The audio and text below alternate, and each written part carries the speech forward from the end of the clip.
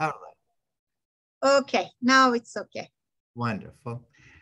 Well, thank you so very, very much for those very kind words. Um, Hajat Mevlana, um, as he was called in his own time, Farzande Jane Mustafa, the offspring of the soul of the Prophet. He is really the beacon of ishq, of love, that shines out and speaks out to the whole world. And how lovely that our dear friends in Konya have honored him and honored the shrine and welcomed so many friends and like myself and all of our friends who've been able to come with us. So before we get started, one thing I will ask, just because I'm seeing that some friends are having a little bit of audio issues. If you would, if I could just ask everybody to mute their microphones, I think that could help a little bit with the audio issue. And then inshallah, we can go from there. All right, so Bismillah ar-Rahman ar-Rahim, wassalatu wassalam ala ashraf al-makhluqat wa sayyid al-mursaleen. For our friends who are in Turkey, it is iftar time. It is the holy month of Ramzan. And as we are in these last holy and sacred 10 nights of Ramadan, as you know, these are the nights in which the holiest of nights, the Laylatul Qadr, the night of power, the night of destiny, is hidden amongst them. And we sit in vigil, we sit in observation and muraqabah, in concentration, meditation, in prayer, in zikr, hoping to welcome this night, this queen of nights. And in the Quran Sharif, we are told that this is the night in which the Quran descends down from God's own immediate presence to the format that it could have then been revealed drop by drop, piece by piece, to Hazrat Peygamber, to the beloved Prophet. Descent also has an ascent. Every going down has a rising up. Mevlana himself talks about this. When he's approaching his death, at one point he says, when is any seed put in the soil that it does not rise up as a tender flower? You have seen my descent, now watch me rise. What is so interesting about Laylatul Qadr and this descent of the Quran is that it has to be balanced, of course, with an ascension. And that ascension takes on many forms, many shapes, and one of them is love. So there's a beautiful poem of Mevlana, of Rumi. By the way, in this conversation, I will refer to him alternately as Rumi for our English-speaking friends, Mevlana, as he was called in his own lifetime by his community, by the Persian speakers, and Mevlana, the Turkish pronunciation of the same word for our Turkish friends. So arose by any name, Mevlana, Mevlana, or Rumi.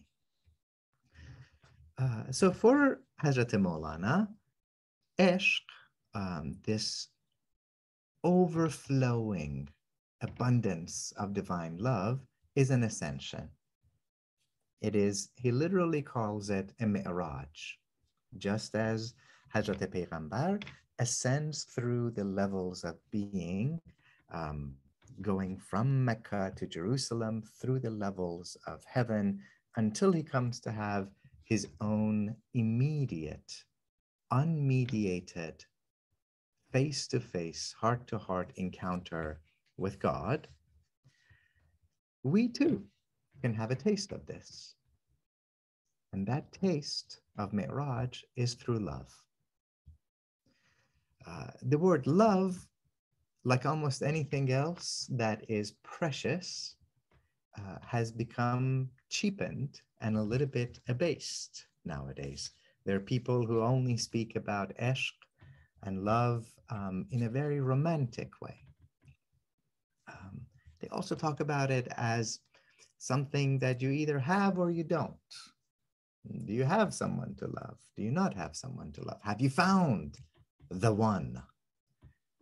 And if you are, by any chance, a fan of some movies, it's a little bit like watching the movie The Matrix, where you're like looking for the one. Is he the one? I don't know if he's the one.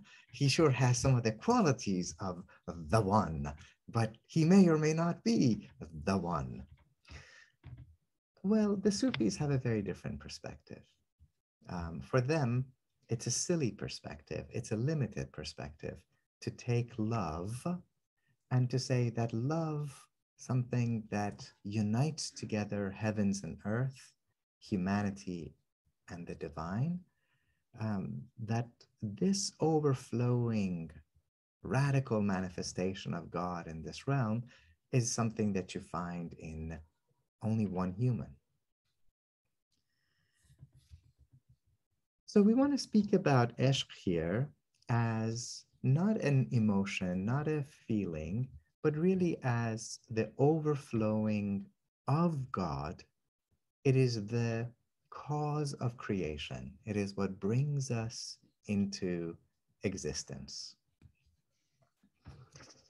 And to begin with, we're going to go into that wonderful Hadith Qudsi, that sacred transmission from the Blessed Prophet Muhammad.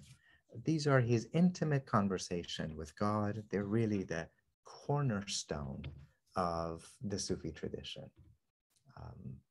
We cannot really make sense of the Sufi tradition without keeping in mind certain passages of the Quran, the Hadith Qudsi tradition, and not even just the sayings of the Prophet, but really his being. That's the alchemy, the kimia that transforms our soul. And so in this Hadith Qudsi, we hear, Kuntu kanzan makhfiyan, fahbabtu an urafa. So God is revealing to Hazrat Peygambar, I was a hidden treasure, and I loved, ahbabtu, I loved to be known. I loved to be known. So the idea of love as being a divine desire is there right in the beginning. And God wishes to be known. And the word that's used here, anorifa, urf, ma'rifa, this isn't that God wishes for us to know about him or her as one knows that 2 + 2 is 4, right? This isn't an abstract, rational idea in the head.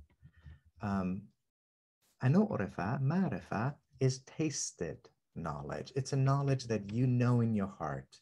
As we might say in English, you know it in your bones. That knowledge is a part of you. If you would, God wishes to be tasted. God wishes to be experienced. And this divine love that existed before there was a creation, that has existed for all of eternity, this is what we see as what brings us into creation, what sustains us here. Jump over our ego for a minute or two. If we can merge with this cosmic channel of ESHQ, then the same river, the same current is going to carry us back to God. So ishq, in a way, is both the descent and the ascent. It is ishq that brings us here, it is ishq that sustains us here, and it is this ishq that will also carry us, like the Burak that carried the Prophet, back to the being of Allah. In the Quran Sharif, we have beautiful verses in which God talks about the ways in which God's love for us and our love for God are related to one another. So there's this powerful verse of the Quran, yuhibbuhum wa yuhibbunahu. God is going to bring forth a people, and God loves them, and they love God. So the divine love for us and our love for God are linked together, connected together. Now, in the early Sufi tradition, before the time of Hazrat Mevlana, sometimes the Sufis made a distinction between what they called majazi and haqiqi forms of love. Majazi is a metaphor. It's a metaphorical love. And ishq majazi was seen as the love that we as human beings share for one another. But this isn't real love, they said. They said that real love, ishq haqiqi, belongs only to haqq, to God, the real, the truth. And we learn to love each other so that we get a taste of love, so that we can ultimately rise up and love God. And that notion certainly continues in the Sufi tradition, and you can even find echoes of it in Mevlana's own writing. We as human beings have a tendency to fall in love with the form, with the shape. And Mevlana himself says quite often, why do you keep falling in love with the form of someone? Have you ever tried loving their John, their soul, their life force? Everything has a soul. Everything has a life force. To be a mystic, to be a seeker, to be a lover in Rumi's tradition is to strive to see things as they truly are. And this is, after all, the very prayer of Hazrat Payghambar. Mevlana himself talks about this in one of the stories of Aflaki.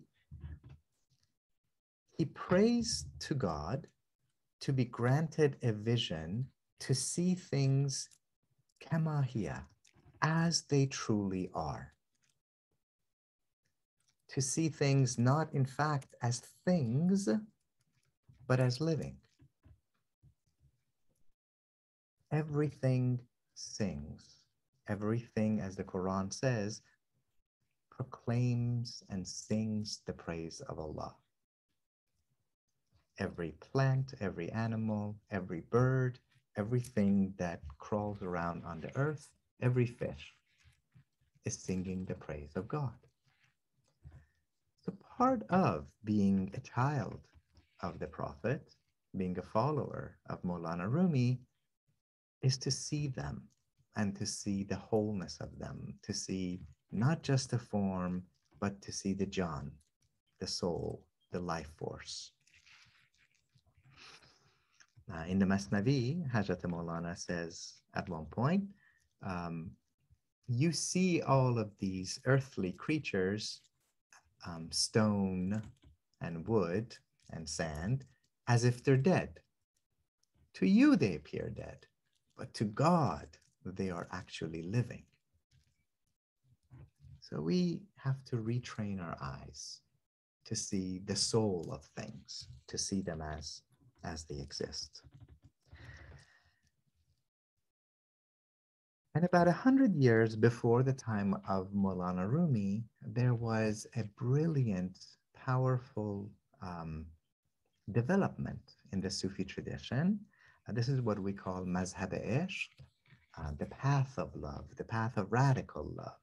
So this goes back to people like Ahmad Ghazali, who wrote the Savaneh, Ainul Ghazat Hamidani, who wrote the Tamhidat. And if you happen to have seen this little book of mine, Radical Love, those are the two figures, Ahmad Ghazali over here and Ainul Ghazat Hamidani over there, who are on the cover. This is a famous miniature. And Ahmad Ghazali, who writes the first Sufi book on ishq, on love, and his teachings were so dear and so beloved to Maulana Rumi.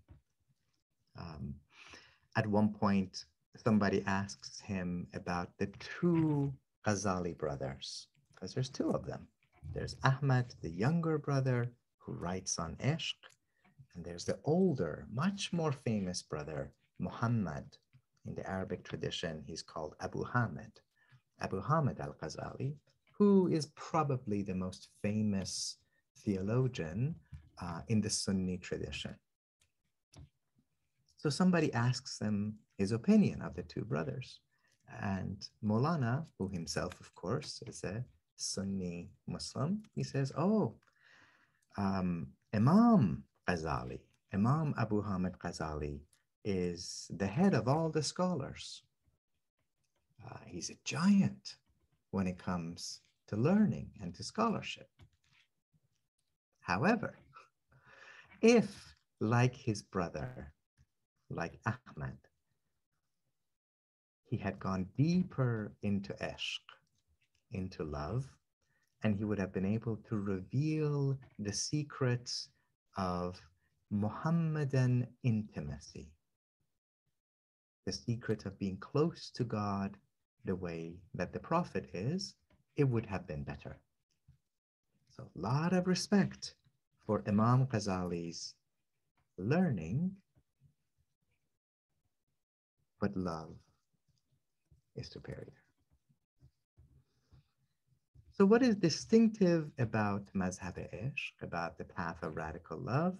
It's this notion, this realization that there is ultimately one love.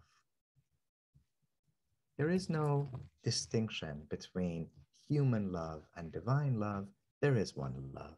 Ahmad Ghazali himself says, I'll write you a book of love as long as you don't ask me to make a division between divine love and human love.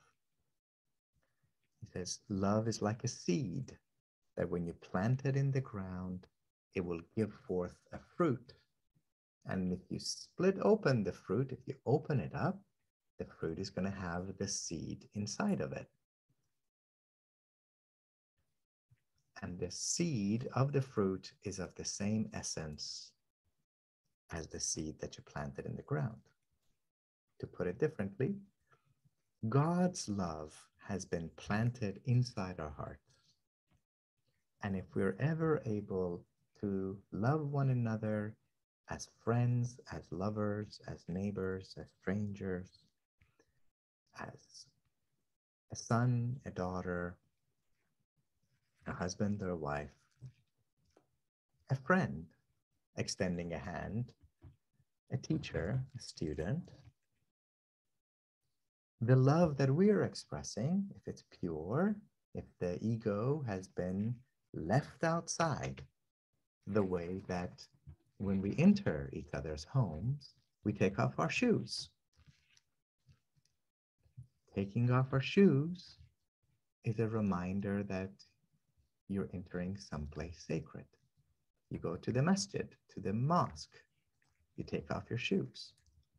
Moses goes to Mount Sinai, and God commands him to take off his shoes, his sandals, because he is entering a sacred territory.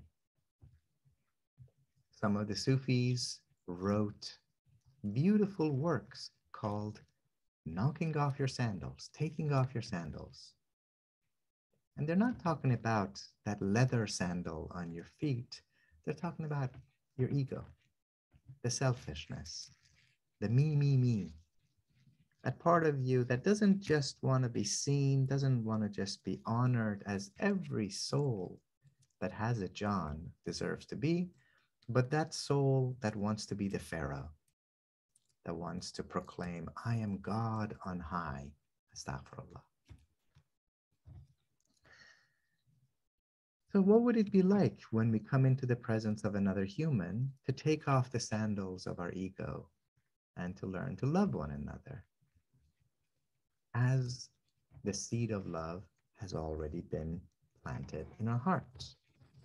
So this is what Mevlana talks about in a poetic way in his poetry. And in this Radical Love book, I have a poem that I've translated here. عشق بین با عاشقان آمیخته. Look, love mingles with lovers. See, spirit mingling with the body. And we're not going to have these dualities of body bad, spirit good. No, the spirit mingles with the body. How long will you see life as this and that, good and bad? Look at how this and that are mingled. How long will you speak of this world and that world? See this world and that world mingled.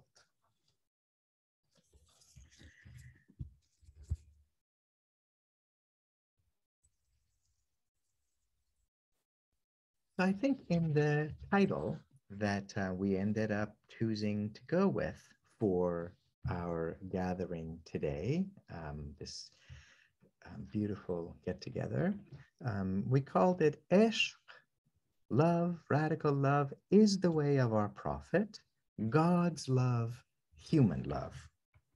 I wanted to read 3 short poems from Mevlana, from Hazrat Mevlana, from Rumi, that talk about where do these ideas come from.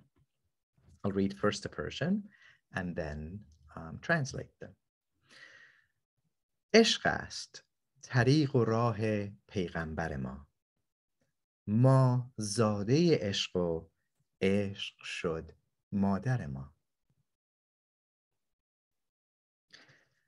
عشق, so Ashkin, tariq minis. I think that's almost right in Turkish. Love is our tariq, our path, our way. Love is our way. It's, of course, the word that tariqa, a Sufi community, a Sufi lineage, comes from. Love is the way. و راه پیغمبر ما. And love is the way of the Prophet. Love is the way of the Prophet. These days, we hear lots of people talking about following the Sunnah. And some people think that following the Sunnah has to do, I don't know, with the shape of your beard, or whether the beard is shaped this way, or the mustache is shaved off, or how long your pants are. And maybe some of that is done with the good intention.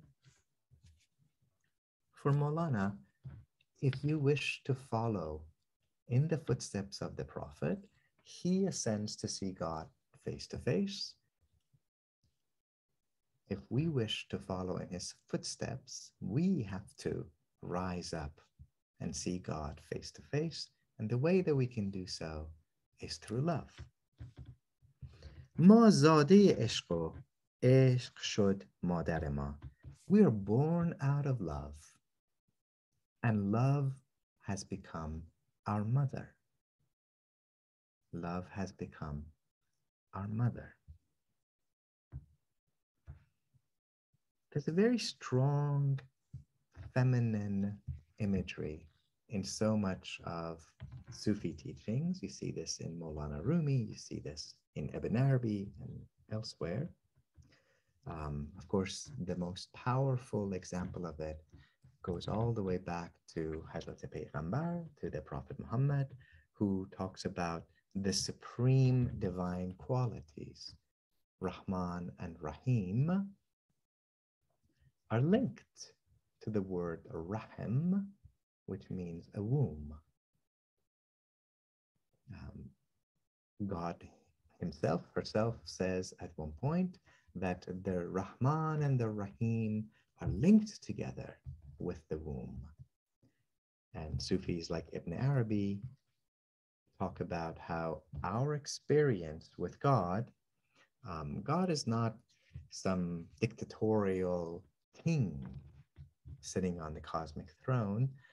We are as if children inside the womb of God. It is as if, and Ibn Arabi's very clever. He always says, كأنه, it's as if the whole universe is contained inside this divine womb. So using an extraordinary feminine image to talk about the immediacy and the directness of God's love. Mevlana himself continues that.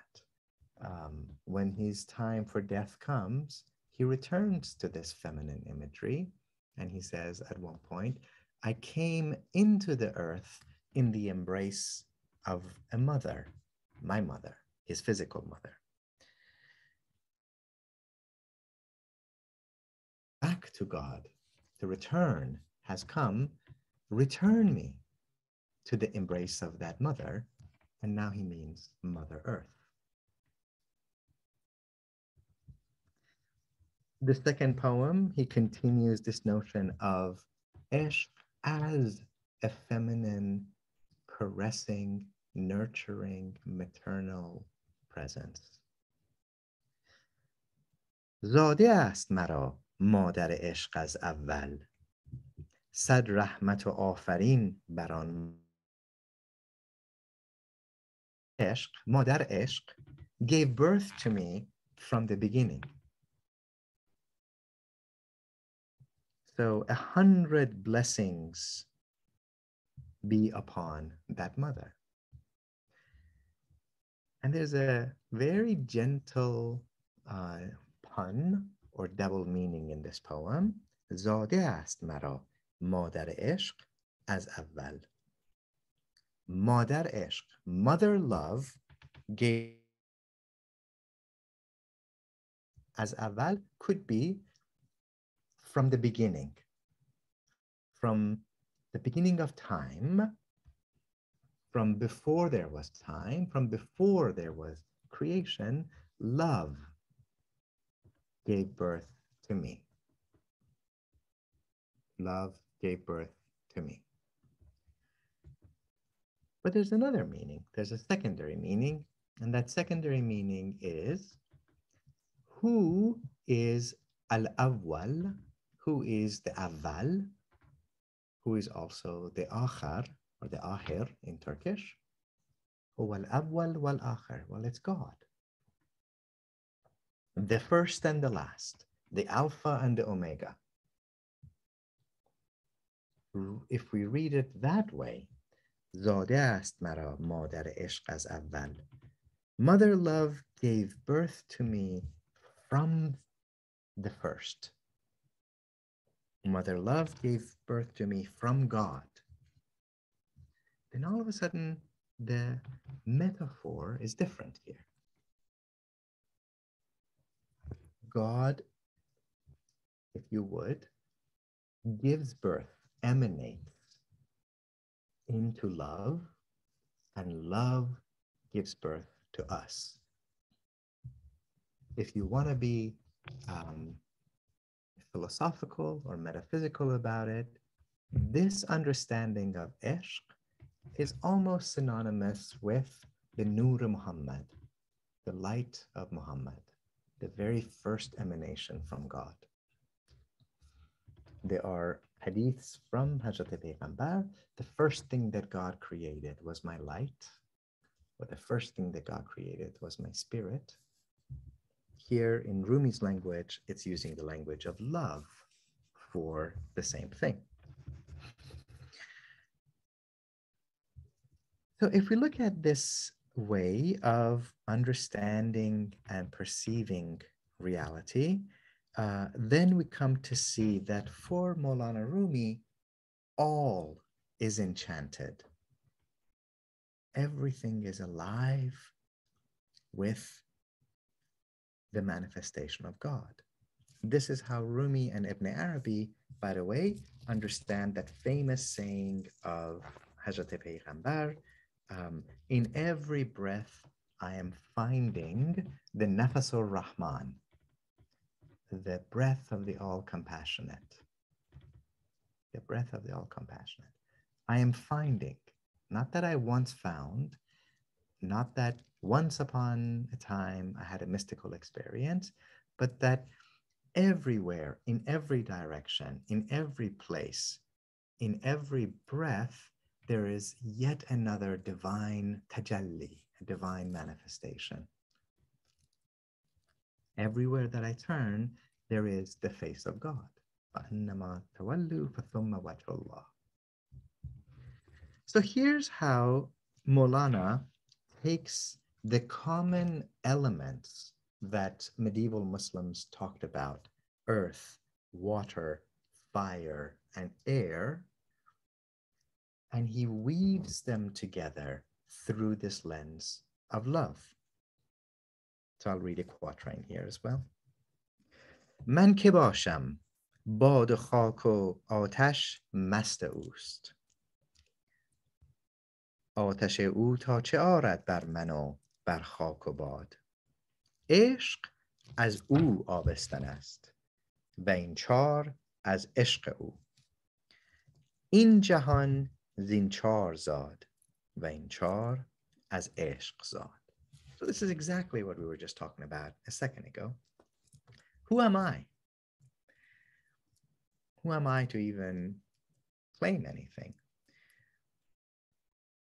Earth, water, fire, and wind are all intoxicated with God. Look at what God's fire is doing to me, to soil, to water, to air. Love, ishq, is pregnant from God. Love is making love with God. Like it's a sacred and erotic mystical language. Love is pregnant with God, and these four elements, bad, khak, atash, ab, are born from ishq. This whole world is made out of the four elements, and these four elements are made from love. So he is animating everything. He is noticing that everything is a tajalli, is a manifestation. Everything comes to life through the nafas ar-Rahman, the breath of the compassionate. And the key is ishq. So we've been talking about how ishq is an ascension. And so he says it plainly. عشق معراجی است سوی بام سلطان جمال از رخ عشق فروخوان قصه معراج را. عشق is a mi'raj to the roof of that regal beauty, Sultan Jamal. از رخ عشق فروخوان. So read the tale of love. Read from the face of love the story of ascension. When you go into deeper and deeper into the Sufi tradition and the Mazhab Ishq, what you see and what you find is that they take the old story of here you have the ashiq, the lover, and there you have the mashuq, the beloved, and they blend it together. In fact, some of the followers of Maulana Rumi, people like Fakhruddin Iraqi, say things like, the lover the beloved and love are all one. In other words, God is the one who loved. God is love, as of course also the Bible tells us, and God is the beloved. The one who loves is the same one who is the beloved. This becomes part of the Sufi tradition. From my ancestral homeland of Isfahan, he has a lovely saying. So this is the adab, the refinement, the etiquette that we observe. He says, oh God, when I am in public, I call you Rabbana. I call you my cherishing, sustaining Lord. But when we are alone, I call you my beloved. Public, I call you Lord, but when we're alone, I call you my beloved. And many Sufis have carried this on. The great Sufi Shibli, when someone asks him, how are you with God? Like, what a great question to ask someone. How are you with God? Not how are you doing? How many things do you have to do? How are you with God? And Shibli responds by saying, I am with God the way that a child is, a toddler is in their mama's lap. Right? That sense of being home, being safe, being cared for, being loved. And another Sufi, Sahl Tustari, when he was asked, can you sum up the Sufi path of love for us? His definition was ba khuda rahat budan, to be at ease with God. To be at ease with God. That notion that the one who loves is the one who is the beloved and is also love, of course, shows up in Mevlana Rumi's poetry in some beautiful ways. Many people will know this poem of Mevlana, although its full mystical meaning isn't always appreciated. So Persian speakers will probably be familiar with this poem. Many great vocalists, including the recently departed Muhammad Reza Shajarian, have read this poem of Mevlana.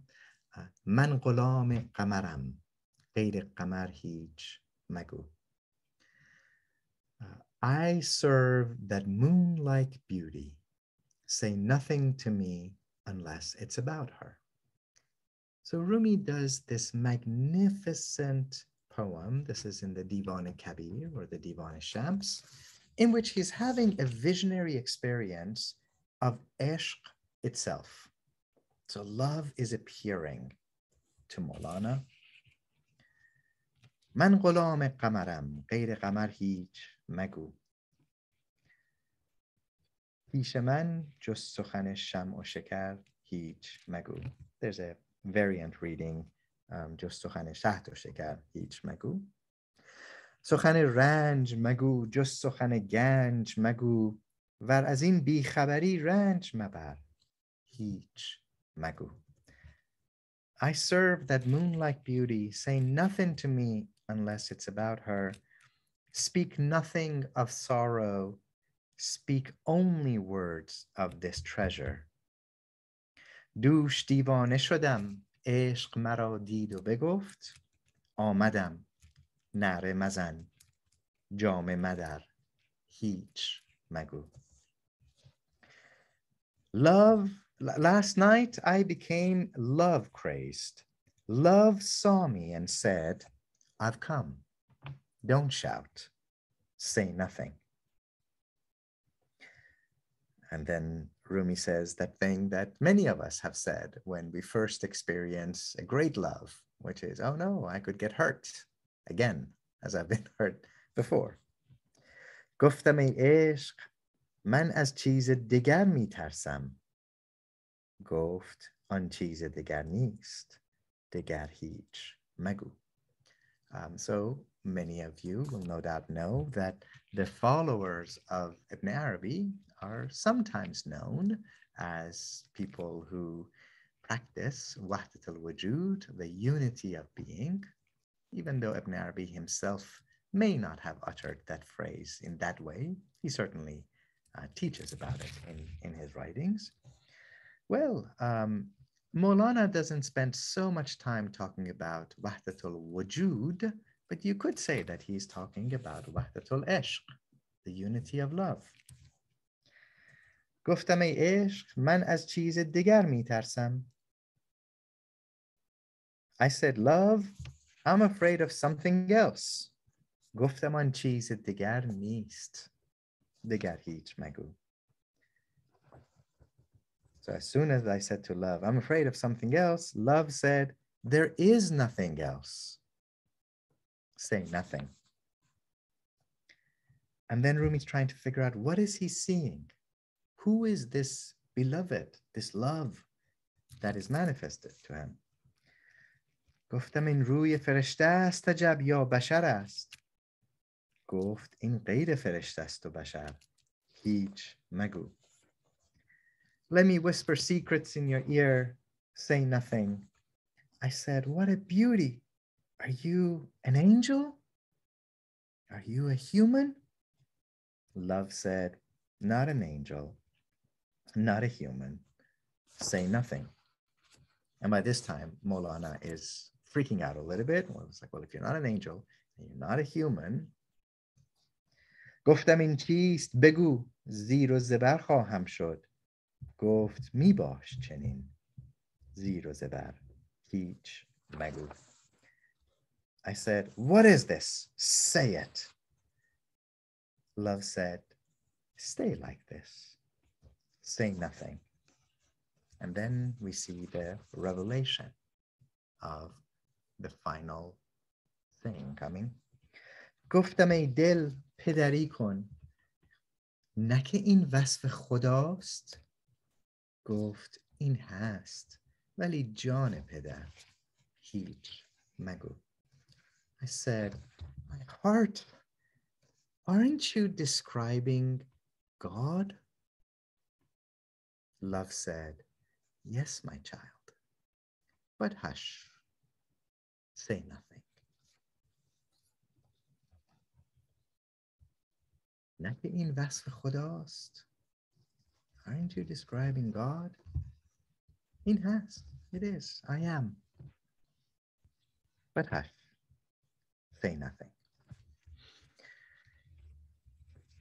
The more we read and the deeper we go into the teachings of Mevlana Rumi, the deeper we go into this teachings of Ishq, the more we come to see how Mevlana is taking that wonderful passage from the Quran, Wallahu min wara'ihim muhit, and God wraps around them, encompasses them from the behind. God is not a destination. God is not in heaven. God is not in the akhirat.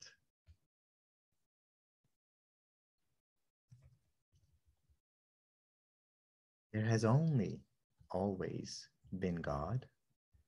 There will always and only be God. And it is now as it shall be then. This is, if you're familiar with the Sufi tradition of the Arab context, it is in the hikam, the aphorisms of Ibn Ata'ullah, the hikam of Ibn Ata'ullah al-Iskandari from Alexandria. I think it's number 27. In the beginning, there was Allah and there was no one with Allah. In the end, there will be Allah and there will be no one with Allah. And some of the Sufis always added, and it is now as it shall be then. That Quranic verse, God encompasses you from the behind, introduces us to the beautiful divine name, Mohit, Mohit, which in Arabic also means ocean. God is an ocean. We are the fish in the ocean. You can be fairly sure that the fish do not have a word for ocean because they're in the ocean. They are of the ocean. The only way that they would experience the ocean is if somehow they're taken out of the ocean. But what is there other than God for us to be removed from God too? So this idea that we don't have to find God. God is not lost. We are lost. Our sight might not be working as well as it should. Our hearts are atrophied. But what if we came to see love not as a romantic partner that we either have found the one or we have not found the one? What if we came to see love as a faculty, as a power that we can grow into, as an ocean that we can discern that we're already in?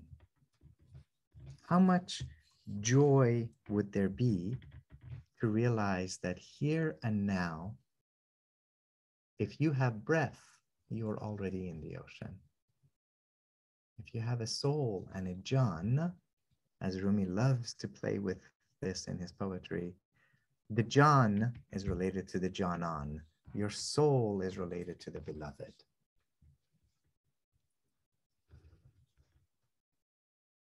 This, of course, has been a theme of the Sufi tradition. There's a wonderful story from Hazrat Rabia, the wonderful female mystic of Iraq, of Basra, Rabia Basri. And there's that wonderful anecdote that one day she's walking down the street and she passes by, we're not told if it's a church or a mosque or a synagogue, a temple. She's passing by some religious building, and there's a male preacher who is sitting on the pulpit preaching. And on that day, what he's narrating is actually that saying that many of us may know from the saying of Sayyidina Isa, alayhi salam, of Jesus. Ask and it shall be opened unto you. Ask and it shall be given unto you. Knock and it shall be opened for you. And so Rabia hears the preacher say, ask and it shall be given unto you. Knock and it shall be opened unto you. And so she sticks her head in to the temple, the mosque, and she just says, what did you say?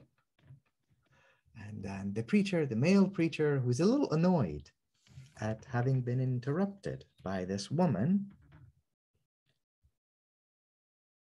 says, I said, knock, and it shall be opened unto you. Truly meaning, woman, learn your place. Knock at the door when I'm giving my beautiful sermon. Knock and it shall be opened unto you, I said. And Rabia simply answers, my friend, the door has never been closed. The door to God has never been closed. Mevlana Rumi, in one of his quatrains, and Rumi was deeply familiar, of course, with Rabia, he takes that same image, and there's always the sense that tradition is never static. It's never fossilized. If it's real, if it has a soul, if it has a life, it's like a river that's always flowing. It's dynamic. So all of the great Sufis are always speaking with and beholding all the giants who came before them and paving the ground for the ones who are going to come after them. So Rumi, familiar with this Rabia story, adds his own twist. And this time, rather than talking about how the door to God has never been closed, he gives the following quatrain. He says, "My friend, you have spent your whole life knocking and knocking and knocking at God's door. Dear one, you're knocking from the inside. You're already inside of God. And you keep knocking, begging for the door to be opened. You have to realize that you are home, here and now." If you're familiar with the teachings of Mevlana, the teachings of Shams Tabrizi, of course, they love these images and these metaphors. We know that in Shams, he loves to play with images of the Kaaba.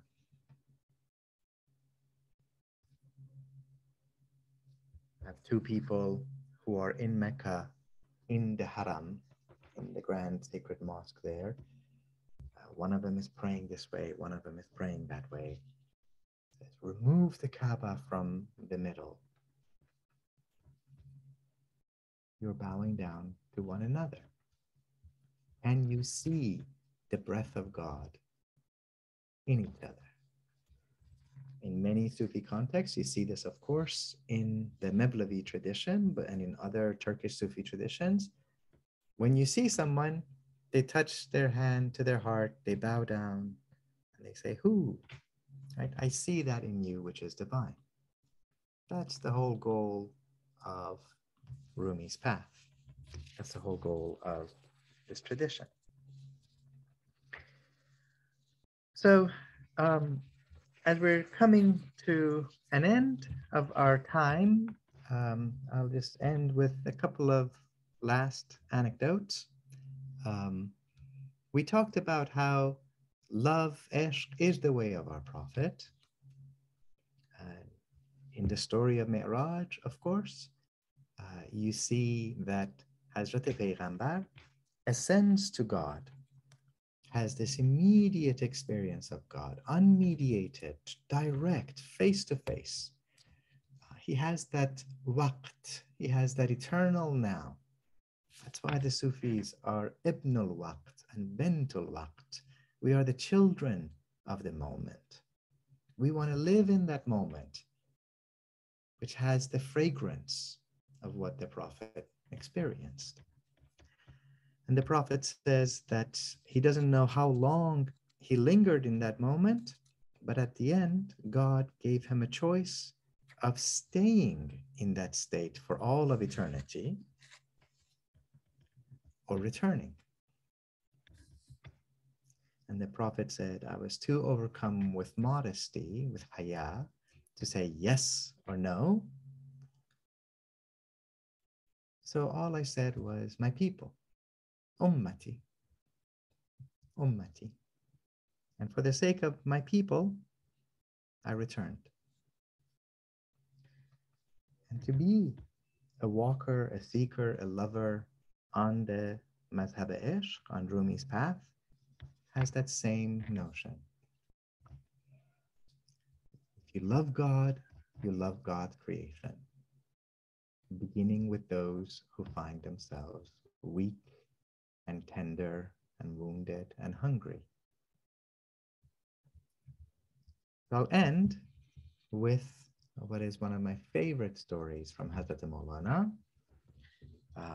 When he was approaching the end of his earthly life, his wife, his dear and beloved wife, was distraught. She was beside herself. And she just kept saying, you are like the soul of the whole world to me. Where am I ever going to find someone else like you? Where am I going to find someone to love like you? And because he is Mevlana, he composes a saying for her, a poem for her. And this is what he leaves with. He says, in this world, I have had two attachments.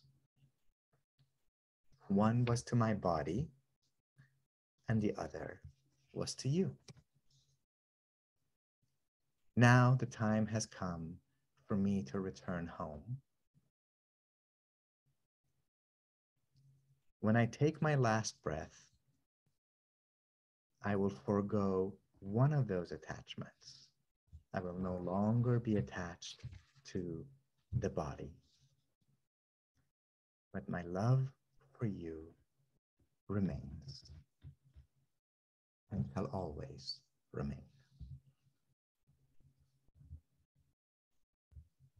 So friends, with your permission, I think this is also where we will stop. I hope and I pray that your holy month of Ramadan be blessed. May it be filled with barakah and with nur and with ishq. May it be something that brings you joy, inshallah, wherever you find yourselves. May the sweetness of Hazrat Mevlana and this whole path of love, going back to the Prophet, back to all the sages and all the saints and all the prophets, and ultimately to the same one, the one who was the first lover and the first beloved and love itself. Thank you to the friends from the Rumi Foundation, to Asim Chalabi Hanum, who is such a dear and beloved friend, for this invitation. And I wish you well. I wish you well in life's journey. May your hearts always be illuminated. And if you're interested in going deeper into some of these teachings, feel free to look up. We have some online offerings at Illuminated courses. They deal with the Quran, and another one on Hazrat Mevlana, and they're certainly available to friends. Anyway, Ramzan Mubarak. May God bless you. And as a Turkish friend would say, Vakti Sharif Hayrullah. Hayırlar fetola, şerler defola. Eyvallah. Thank you so much, Ümitcan. And thank you for everybody to being with us. And inshallah, hope to see you all soon in another Zoom meeting or in Turkey, let's say. Eyvallah. Aşkı niyaz. Eyvallah. Eyvallah.